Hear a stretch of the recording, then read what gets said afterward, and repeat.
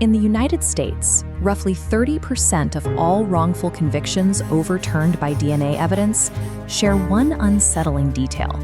The person had already confessed. It is tempting to write these off as anomalies, to assume the suspects were simply unintelligent, deeply confused, or didn't comprehend the gravity of what they were saying. But the data tells a different story. Under specific, highly controlled psychological conditions, the human brain will biologically prioritize immediate relief over factual truth every single time. This is a documented, reproducible psychological mechanism. Seeing exactly how it is weaponized reveals the confession for what it actually is, a fundamental biological survival response. For decades, the backbone of American law enforcement interrogations has been the Reid Technique. It operates on a single core assumption.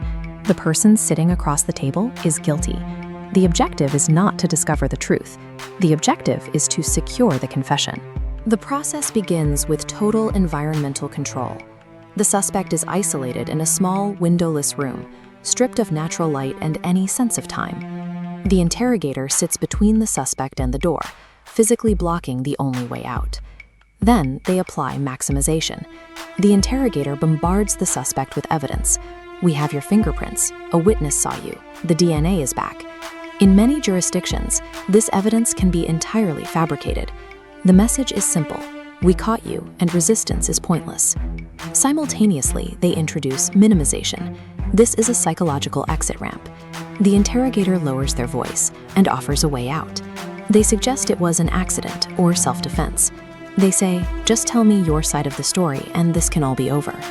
Imagine an innocent person, awake for 16 hours, relentlessly told their guilt is already proven, trapped between endless psychological pressure and a single brightly lit door labeled, "This can be over." The brain takes the only available escape route. But the mechanism goes deeper than simply lying to escape a room.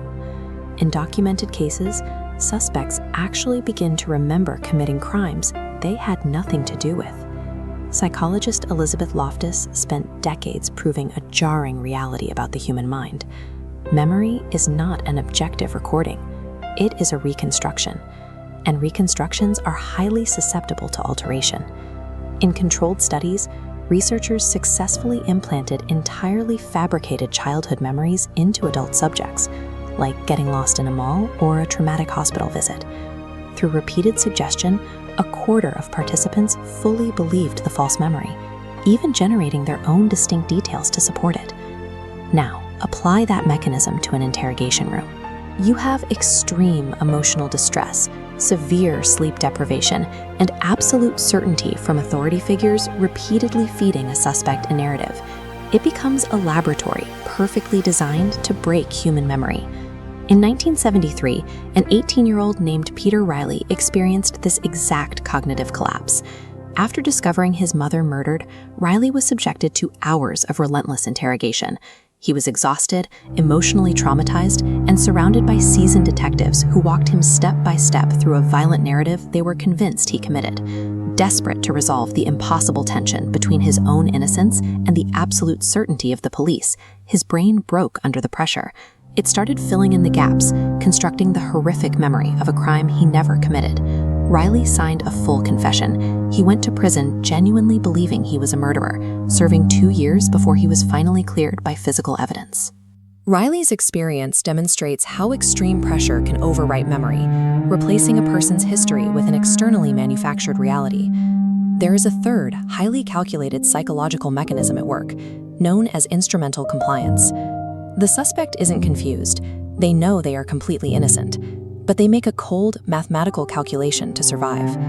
They weigh the immediate, agonizing pain of an endless interrogation against a distant hope. They figure, if they confess now, the immediate suffering ends. Maybe they get bail. Maybe a lawyer or a judge will sort out the truth later. This creates a tragic irony. The people most vulnerable to this are often highly emotionally intelligent. They know how to read a room, and they understand exactly what the interrogator needs to hear to let them go. When scientists analyzed the tapes of teenager Brendan Dassey, they found he wasn't confessing from memory. At every point where Dassey offered the wrong detail, interrogators subtly redirected him until the exact desired answer finally appeared. He was simply reciting a script being taught to him in real time.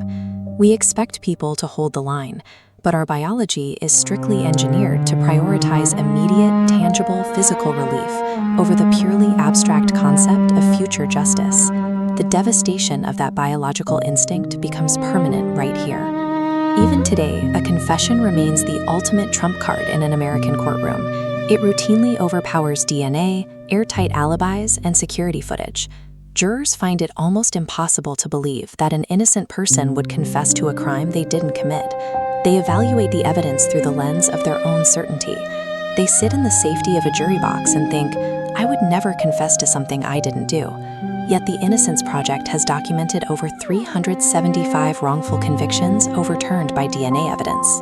More than a quarter of those specific cases involved a false confession. The interrogation machine produces these results by design, functioning with clinical efficiency regardless of the suspect's actual innocence.